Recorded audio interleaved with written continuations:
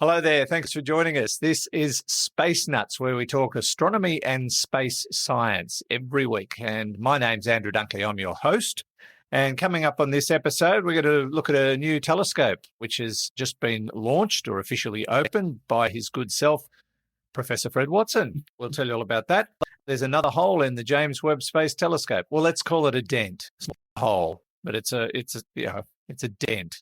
And they found some string on Mars. Is it Martian string, or did it get there some other way? And somebody wants to get up close and personal with near-Earth objects. That's their game. We'll also be answering audience questions about New Horizons and is there a better place to live than the sun? Well, not on it, but around it. Apparently there might be. We'll get into all of that on this episode of space-nutz. 15 seconds. Guidance is internal. 10, 9, ignition sequence start. space-nutz. 5, 4, 3, 2. 1, 2, 3, 4, 5, 5, 4, 3, 2, 1. Space-nutz. Astronauts report it feels good.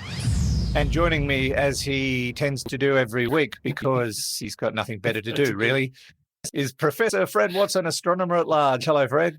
Hi, Andrew. Yeah, one day I'll find a proper job or something like that. One day, Yeah. one day. You know, Sure. no rush on these things. Really, no. Hey, I went to Canberra last weekend. Oh, This is a lesson to everybody. Do your homework before you plan a visit to a place like Canberra, because they might be renovating something that you wanted to go and see. oh dear. Yeah. What was it?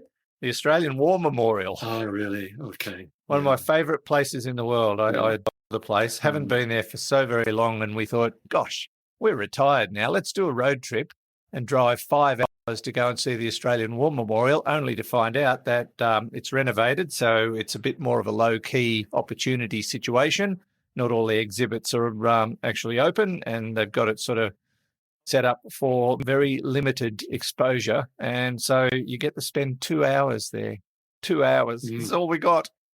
But it was still very, very enjoyable and enlightening. And it's very, very different. Lots of new things that I hadn't seen before. So that was great. But yeah, got to go back now. But Of course you do, yeah. yeah. Is G for George still No. on exhibition? He's Oh, off okay. exhibition. And for those who don't know what Fred's talking about, G for George is a Lancaster bomber from World War II. Beautiful, beautiful aircraft. I love G for George, but no, I couldn't see him. Saw a Spitfire, saw a Mustang, saw a Zero, saw a few other planes. I spent most of my time in the World War I part of the War Memorial thought you because, would, yeah. well, my More your historical generation, interest really. in it, with my grandfather and his brothers fighting in the First World War. And that was quite amazing. And I know I'm really happy they've still got the dioramas there, that rather than photos or pictures or whatever of the major battles of World War I, they did them up in dioramas, and they look amazing. So it's like you're looking at the thing as it happened. And the one at Mont St. Quentin, where the 2nd Division had that great victory and pushed the Germans all the way back to the Hindenburg line, is still on exhibit. And my grandfather was right in the middle of that battle, so I was glad to see it was still there. So, yeah. He might be in the Yeah, diorama. well, who knows? Well, there is a Lewis gun crew in the diorama, and he was on a Lewis gun crew. All right, and that's what he did. Yeah, could have been him. Andrew, yeah. Yes. So that's what I've been up to. And Fred, you've had a busy time of it too. Last week, that's right, in Siding Spring Observatory, where the National Optical Astronomy Observatory is, including the largest telescope in Australia, or the largest visible light telescope in Australia, the Anglo-Australian telescope. We might say a bit more about that in a minute. Why not? Well, let's start Yeah. now, because there's been some happenings at Coonabarabran.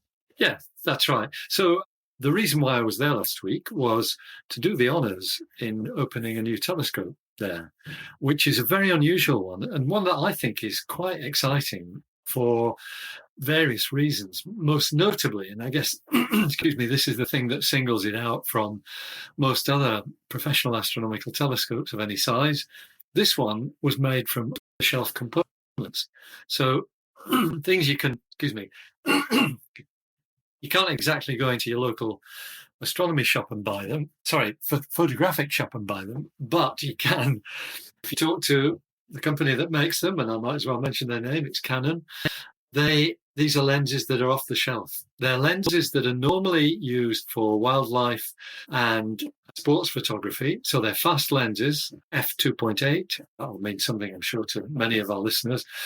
And they 400 millimeter focal length. So that they're big optics. They're, the diameter is like 5 inches or thereabouts of the lens, and that length, 400 millimeters, is actually not quite that long, the unit, because it's on optics, things of that sort. But they're very, very sizable lenses and exceedingly good quality.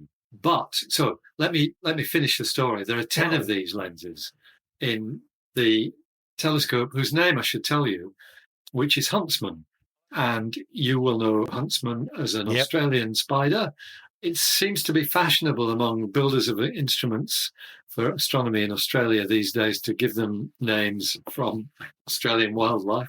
I've been involved with the Funnel Project and the Taipan Project and the Echidna Project, but not Emu or Wallaby, which are actually radio astronomy projects. So Huntsman, and of course the other reason why it's called Huntsman is, do you know how many eyes Huntsman have? I'm going to say 10. I think it's 8, actually, but you could be right.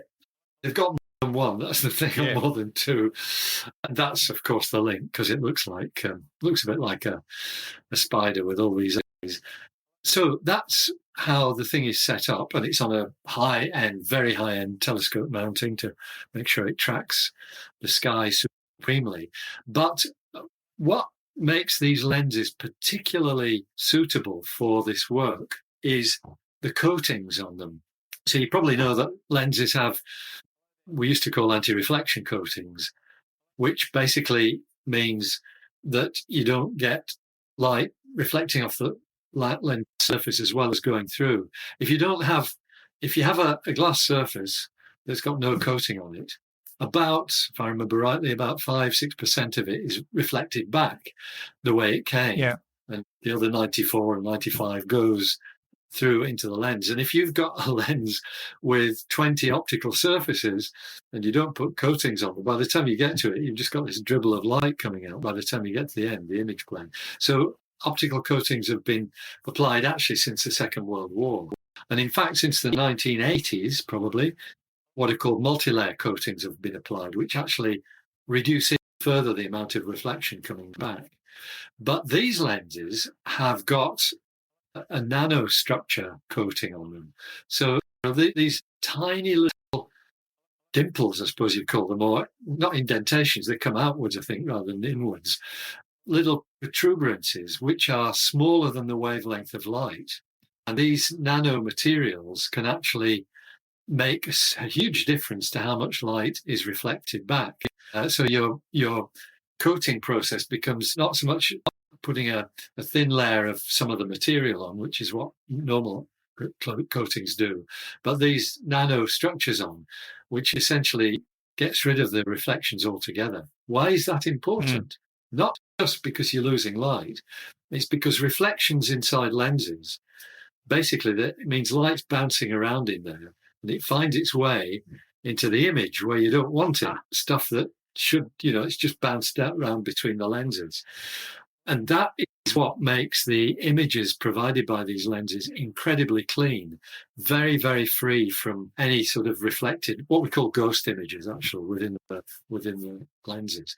So they're very clean, and that lends them to their purpose, which I knew I'd get to eventually. I think I'm nearing it at the moment.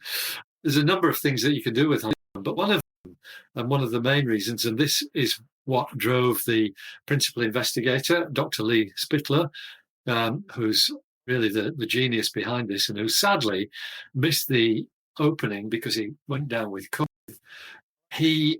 He foresaw the benefit in this really clean imagery for projects where you're looking for very, very faint light between galaxies, because that is normally swamped by scattering within the telescope. A more conventional telescope with just a big mirror or something would have scattering that would swamp out that very faint light that you're trying to find. Why is that faint light there?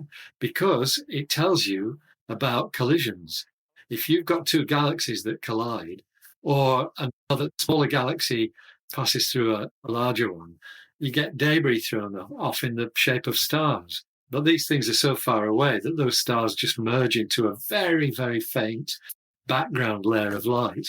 If you can track where that light is, you can get some insight into the physics of these collisions, how they've happened, and in particular, what might happen when our galaxy runs into Andromeda in 3.5 billion years or thereabouts. So it's all about studying these deep phenomena in space in a way that you can't do any other way.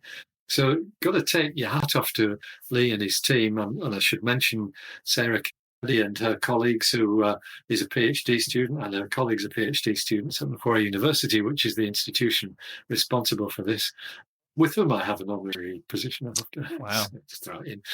And an honorary doctorate as well. They gave me that a couple of months ago. So I'm saying all the right things about Macquarie, but it's a fantastic project. I was delighted to be able to come and help to open it.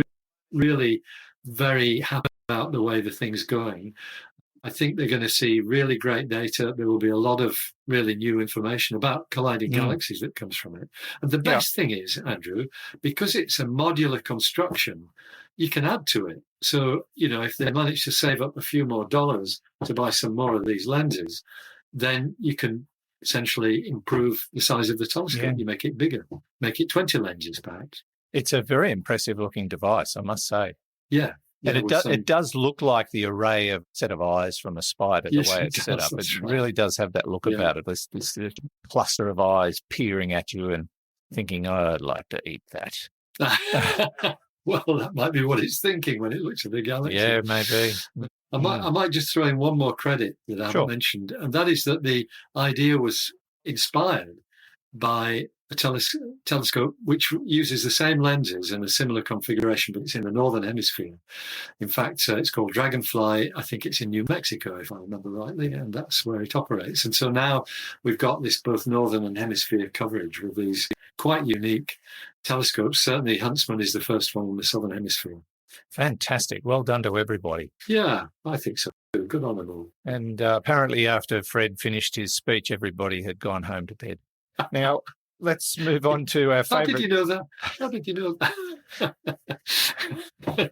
Because you only talk in really short bursts, Fred. That's how I know that. Yeah.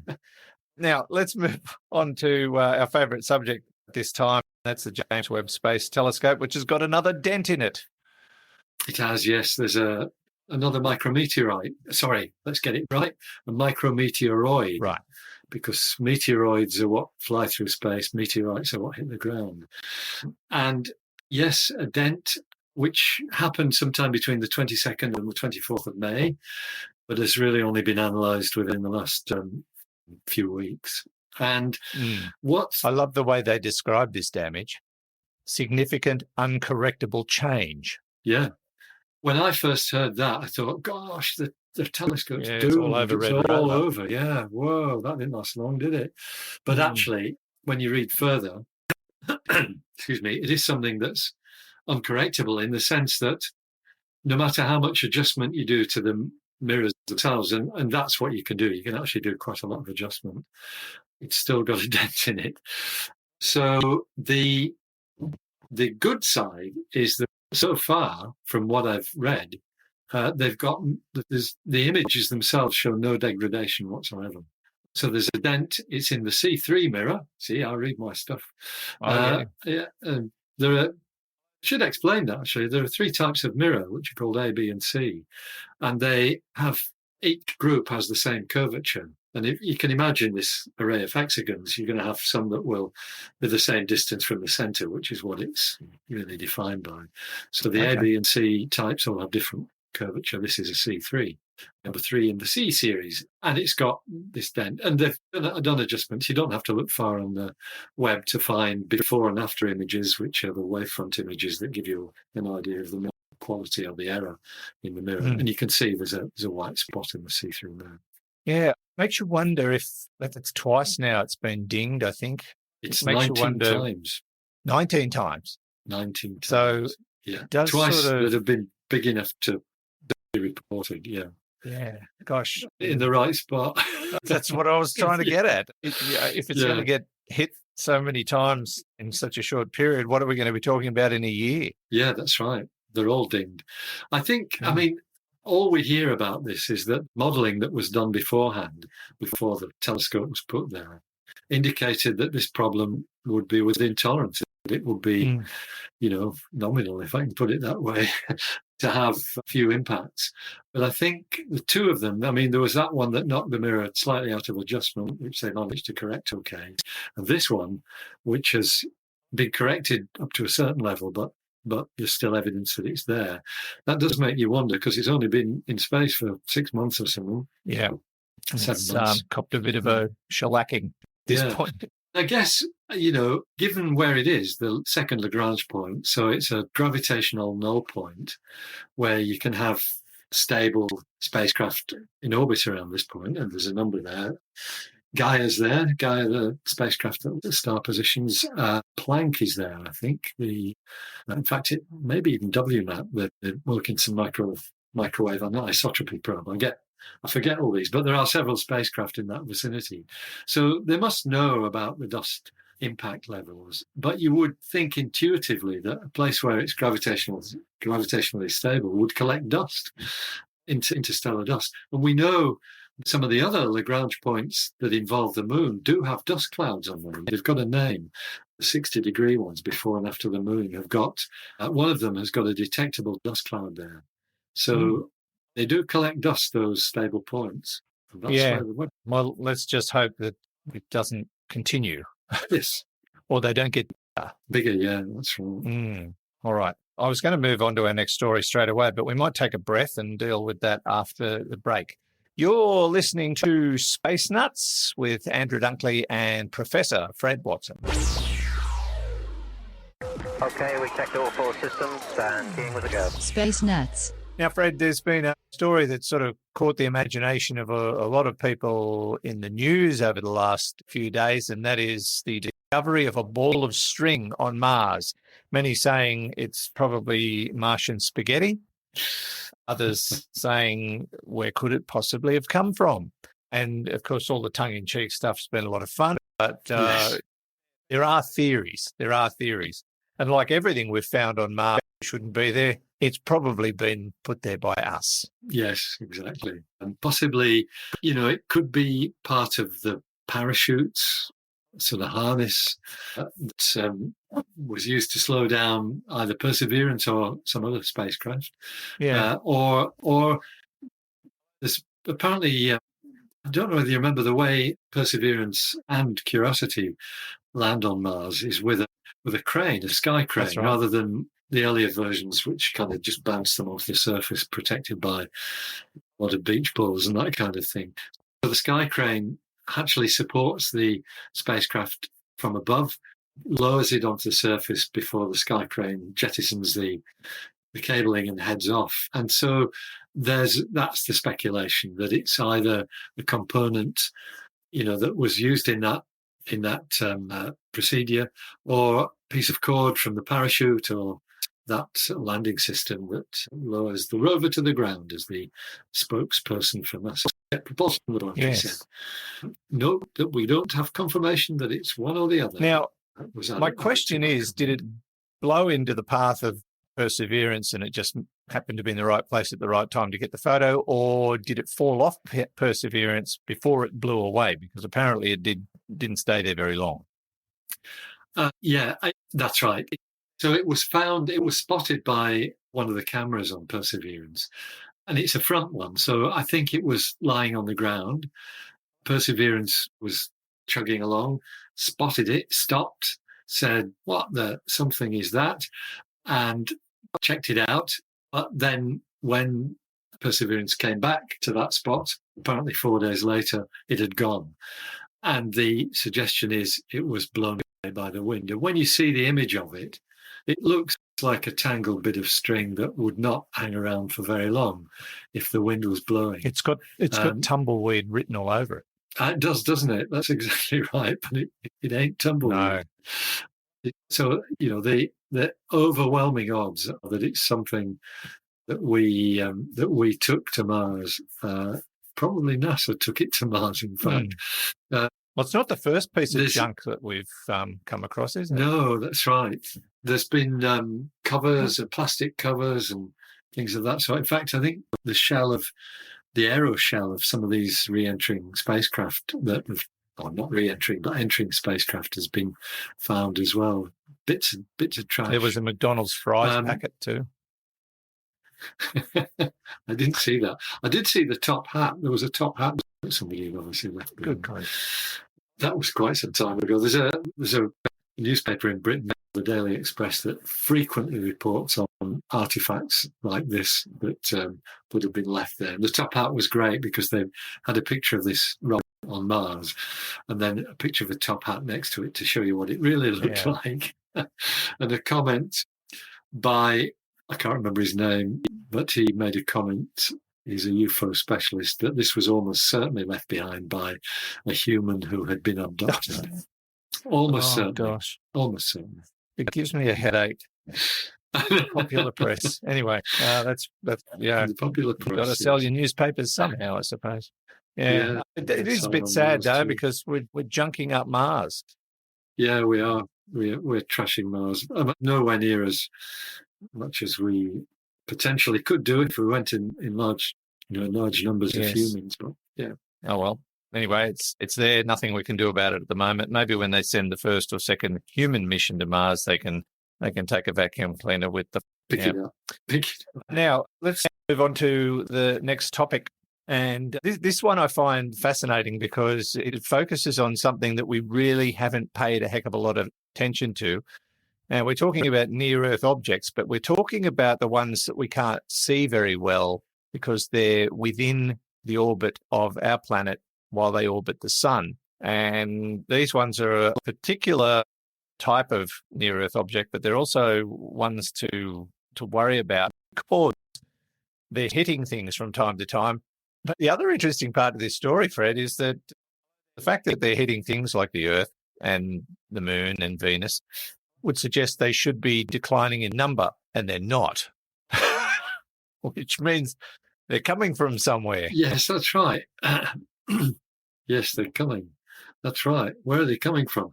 This is Dr. Scott Shepherd, who's actually at the University of Hawaii in Oahu, probably at Moana. That's the Oahu campus of the University of Hawaii. Anyway, he's with the Institute of Astronomy there. And it's a kind of an op-ed piece that he's written in Science, the journal, suggesting that we have an issue with near-Earth objects that lie in the direction of the sun. And it suggests that we should be looking for them. And it's a good point because what you've got is a situation where we have a lot of near-Earth objects that orbit between the Earth and the sun. And so because of where they are, they're difficult to see. Looking directly at the sun is not something we're doing. You could do it with radar and things, of course. And I think we're getting better at observing objects in twilight.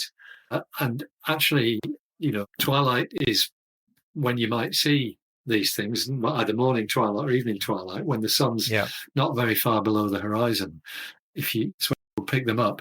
And it's interesting that back in February, NASA wrote a letter to, I think it was the Federal Communications Commission in the USA, expressing concerns about Starlink Generation 2, which is already approved to put 30,000 more Starlink spacecraft into orbit.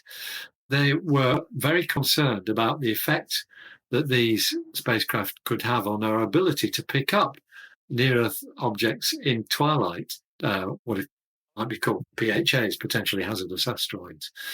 So there's already been a worry expressed about the idea that Starlink's satellites could be, mistaken for a near-Earth object on a collision course, or vice versa. That you could say, "Oh no, it's not going to hit us. It's just a Starlink satellite." He mentions that there are facilities, pretty recent ones, that do actually have the capability to study these, near-Earth objects coming from the sun. And in fact, he mentions the Zwicky Transient Facility, which is actually a telescope very similar to one that we have at Siding Spring, UK Schmidt telescope. This is what used to be called the Palomar-Schmidt telescope and is now a wide-angle telescope equipped with very sensitive detectors looking for things like asteroids or other transient events. One thing that I not mentioned in this might be mentioned in Shepard's original article, but I do know that there has been a lot of thought given to and a lot of advocacy for the idea of a spacecraft orbiting between the orbits of Earth and Venus, essentially to look back at the Earth. In fact, what you could do is put it at the L1 point, the balance point gravitationally between the Earth and the Sun, which is about 1.5 million kilometers on the Earth side of the Sun, the opposite side from, on the Sun side of the Earth, I beg your pardon, the opposite side from which... Just say it's to the east. That doesn't work. It's that way. Let's say this is the opposite side to which the James Webb Space Telescope is on, because that's on the far side, on the L2 Lagrange point. If you put a spacecraft there, then it's always looking back at the Earth. If you give it a wide enough field of view, it might very well detect some of these objects, because the ones that are passing close to Earth, of course, are being illuminated directly by the sun. And you've got, with this camera, you've got your back to the sun, so you would see them very brightly illuminated. So I think that's a good thing to do. But finally, exactly as you've said, there's an issue that the modelling that's been done on these objects that orbit within the orbit of the Earth, the modelling says, yes, their numbers should be dropping, but they're not. So where are they being replenished from? Is somebody supplying the Earth objects? Somebody? They're coming from somewhere or something clearly. I think, yes. Yeah. It could be the modelling that's... I don't know. That's got a way to go. Well, that's the other thing. But it's an interesting speculation. Could be string. Could be bits of string left behind by... All the string. Oh, dear. Yes, it could be. We seem to lose that stuff very easily. It blows around, and next thing you know, we're taking photographs of it. Yeah. So at this stage, just hang on, people. Look, we need to consider this, and that's as far as it's got so far. I think that is the case. There has been a lot of work in terms of exploring the idea of a dedicated spacecraft inside the orbit of the Earth, looking back at the Earth to find such objects. And I think there's been quite a bit of fundraising, but I don't think we're there yet, building one of these things. Okay, well, let's hope nothing bangs into us in the meantime. Indeed. Yeah. All right, we're going to take another little break from space-nutz. We'll be back with questions shortly. Thanks for watching. Thanks for watching if you're watching live while we record, or watching later on YouTube, or listening to your favourite podcast platform. This is space-nutz with Andrew Dunkley and Fred Watson. Roger, you're loud and clear here also. Space-nutz. Question time, Fred. I've got plenty of questions, but we'll turn it over to the audience because they ask better questions than I do. And Andrew in Vancouver has a real ripper for you. How's it going, guys? Andrew here from Vancouver Island, BC. This question is about the New Horizons probe.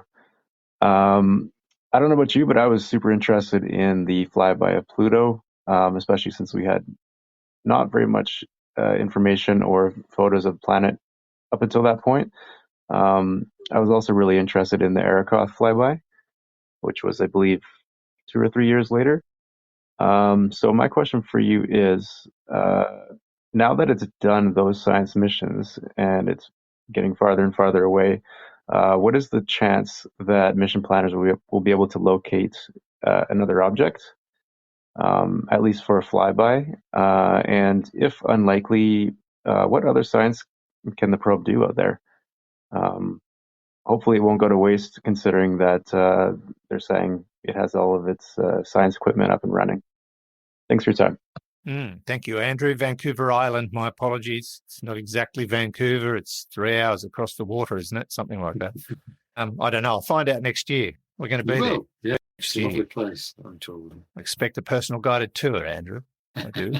Now, what about New Horizons getting tasked to look at another object or performing some other form of science? Yeah, this is certainly a real prospect to try and essentially try and make use of the fact that New Horizons is still in good shape, as it was after the Pluto flyby. That was very exciting, the fact that in 2015, the Pluto flyby, it was 14th of July, I think it was, 2015, if I remember rightly.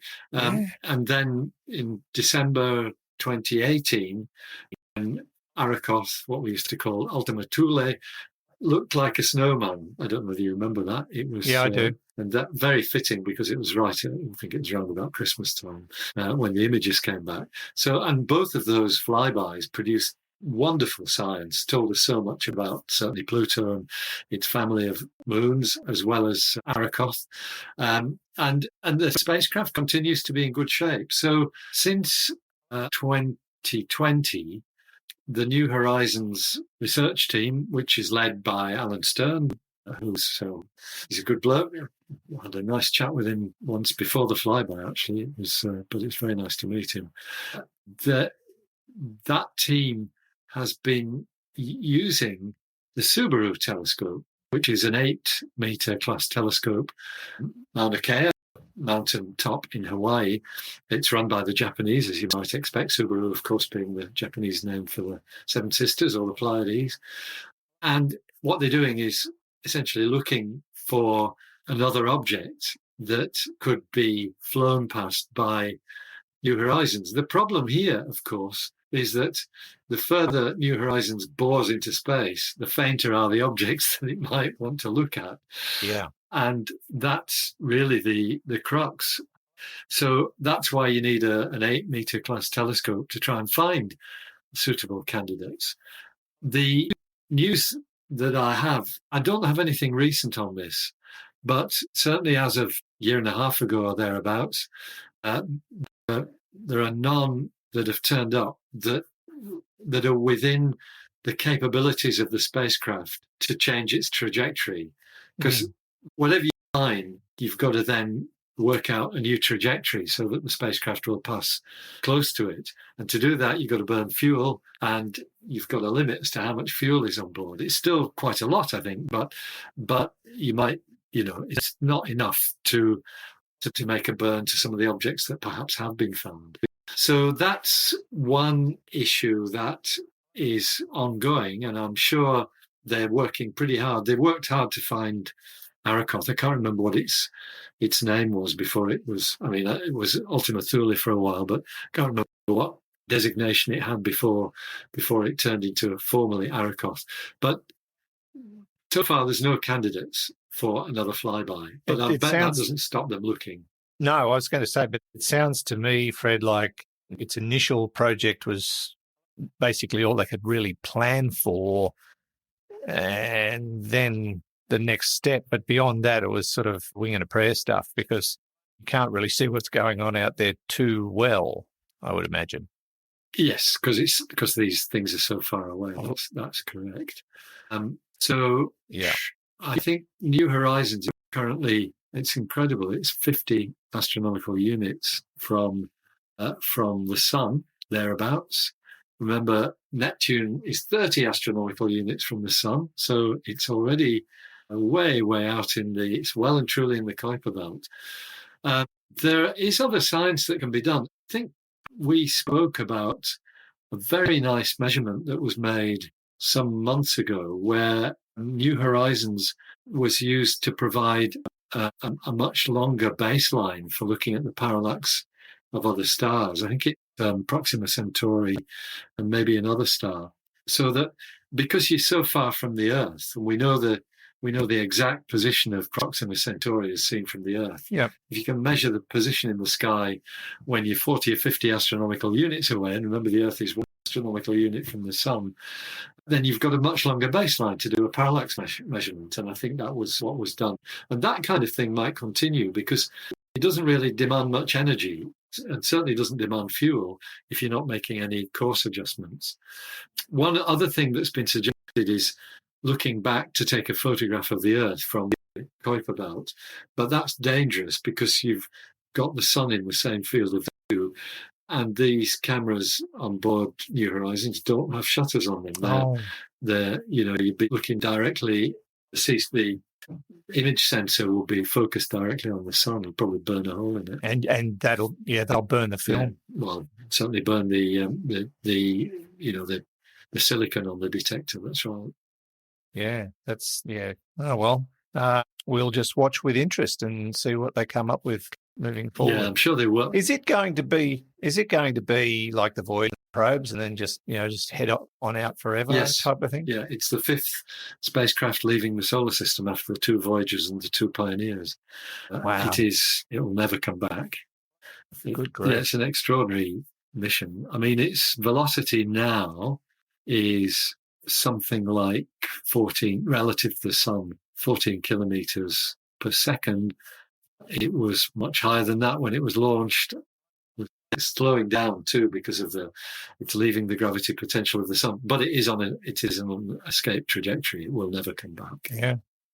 All right, Andrew, great question. Really good question. And the answer is yes, but we don't know which yes it will be effectively. Let's get a question from the Greater Sydney region, where you hail from, Fred. Well, not originally, but at the moment. I initially thought he was just asking a question we've answered many times about the different types of stars out there. But he hones in on something that I think is a really interesting discussion point. This is Neil. Hi gents, Neil from Sydney here. I'm aware that stars are classified by their spectral types, and our Sun is a G2V type. Given that life exists at least on Earth, a G2V star is obviously conducive for supporting life. However, life on Earth can be troubled by our Sun's UV radiation and other factors.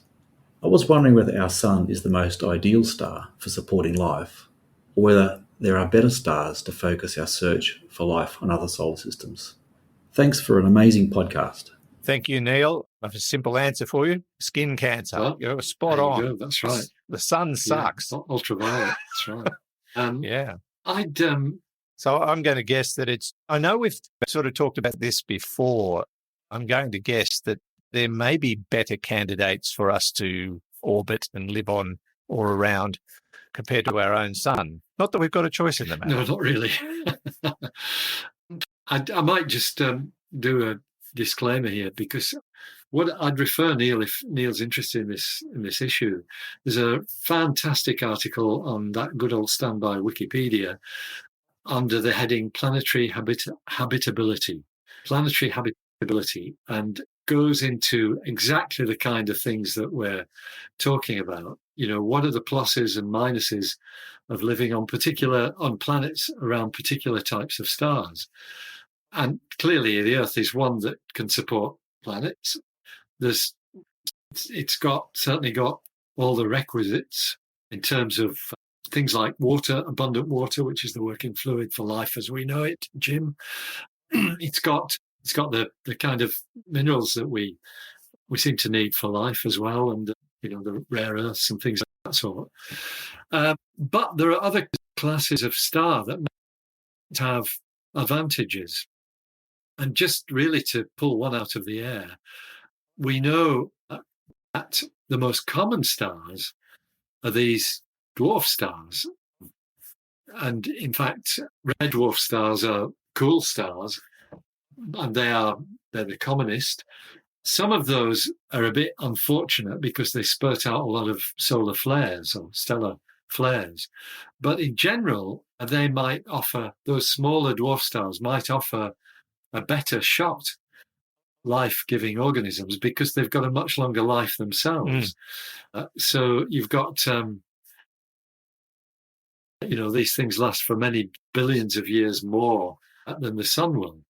So, if life takes a long time, several billion years to get going and to evolve, then your dwarf stars might actually be better, because they give you more time. There's an interesting classification as well that was proposed by an author by the name of Lemmer. I don't know that author's first name because I haven't looked at the reference properly, with a possible classification of water-dependent habitat types. So class 1 is bodies that don't keep water, and I suppose Mars is an example of that, class 1 Well, maybe that's a class 2. Hang on. Class 1 habitats are planetary bodies on which stellar and geophysical conditions allow liquid water to be available at the surface along with sunlight so that complex multi-celled organisms may originate. Class 2 habitats start off like that, but don't last like that. That includes Mars and possibly Venus. And then there's interesting stuff which are called class 3 habitats.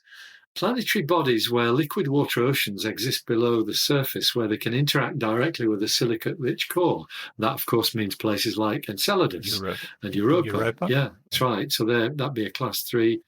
And class 4 habitats, this is interesting, liquid water layers between 2 ice layers or liquids above ice. And Wikipedia actually suggests Ganymede and Callisto, 2 moons of Jupiter, are likely examples of this class. In other words, the oceans are between 2 ice layers. It's, as they say, in such conditions, the emergence of life forms may be very difficult because the necessary ingredients for life will likely be completely diluted. Much is written, this page at least, and probably many others, about the habitability of planets. Well worth a look. Yeah. When it comes to what kinds of stars would be best to orbit, it sounds like the dwarf stars are the best prime candidates, and ours ain't. Yeah, so there's no point in looking for life around the sun, obviously. Nothing to see here. Nothing to see here. But of course, our very nearest star apart from the sun is a dwarf star, Proxima Centauri. Right. Unfortunately, it's one that does spurt out these flares, but it is one that's got an Earth-like planet around it, or Earth-sized anyway. Yeah. I don't think it'll be long, Fred, before we find an Earth-sized planet in the Goldilocks zone of another star that has the right parameters. There's got to be planets out there that are like ours, about the same size, about the same proximity from their star in that right environment. There's got to be squillions of them, to be honest. But yeah. So far, we've found Earth-like planets that are too big, so gravity would be a problem. That's right. Yes, other such issues. Things that are too big within the habitable zone, the Goldilocks zone. Yeah. But I did see an article the other day that there's a really big search about to begin. Now, I can't remember who it is. Might have been the Japanese, might be the Russians, not sure. But they're going to start it's the Chinese. They're going to start a really big search for an Earth-sized planet in the Goldilocks zone of a star that will effectively give them the right formula. They've actually just started that project, apparently, or are about to. So we'll keep an eye on that if they ever tell us what they're doing. We will.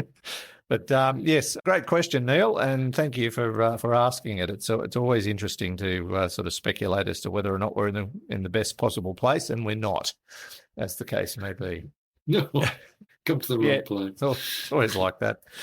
Oh, damn it. Why did we stop here? Anyway, that is where we're going to wrap things up. Don't forget, if you've got questions for us, jump on our website and send them to us. You can text through your question via the email interface on the AMA tab, or you can just send us an audio question. Don't forget to tell us who you are and where you're from. And you can do that on the AMA tab or the Send Us Your Audio Question tab on the right-hand side, space-nutz-podcast.com or space-nutz.io. And while you're there, visit the Space Nuts shop and check out all the news as it rolls in. It updates very regularly. And don't forget to look at the potential of becoming a patron and putting a little money in the kitty to keep us alive and kicking so we can buy Fred a new computer. And don't forget reviews. We love your reviews. Please keep them coming in on your respective podcast platforms, whether that's iHeartRadio or iTunes or whatever platform you use. Yeah, your reviews are most welcome, and we appreciate them as well. Don't forget social media. We're all over that. Fred, thank you so much. It's been a joy to catch up with you again. We'll see you next week. Sounds great, Andrew, and thank you very much, and we'll talk soon. Very good. Professor Fred Watson, astronomer at large, part of the team here at Space Nuts, and thanks to Hugh in the studio, who's basically stitched us all together. He found some string on Mars to tie it all up for us today, which was good. I knew someone had put it there. And from me, Andrew Dunkley, thanks for your company, and we'll join you again on the very next episode of Space Nuts. Bye-bye. Space Nuts. You've been listening to the Space Nuts podcast. Mission complete, Houston. Available at Apple Podcasts, Google Podcasts, Spotify, iHeartRadio, or your favorite podcast player. You can also stream on demand at Bytes.com. This has been another quality podcast production from Bytes.com.